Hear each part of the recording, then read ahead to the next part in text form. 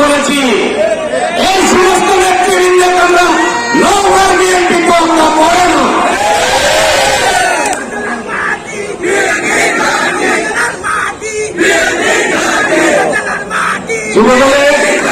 যুবদলের নবগঠিত বিরোধী নেতৃবৃন্দকে বলব, নওগাঁ যুবদল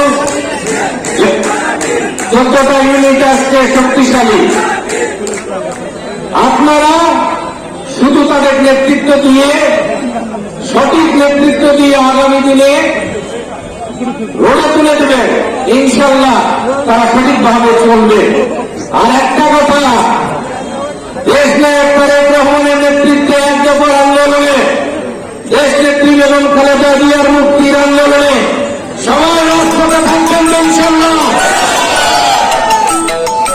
সমস্ত বাধা উপেক্ষা করে, সমস্ত ভয় ভীতি উপেক্ষা করে রাজপথে থেকে এই অবৈধ সরকারকে পতন আন্দোলনে সবাই শরীক হবেন, এই আশাবাদ ব্যক্ত করে এই নবগঠিত কমিটির সফলতা কামনা করে আপনাদের দেশ নেত্রী বেগম খালেদা জিয়ার দীর্ঘায়ু সুস্থতা কামনা করে, তারেক রহমানের দীর্ঘায়ু কামনা করে, বাংলাদেশ জাতীয়তাবাদী দলের সকল নেতৃত্বের সুস্বাস্থ্য দীর্ঘায়ু কামনা করে আমি আমার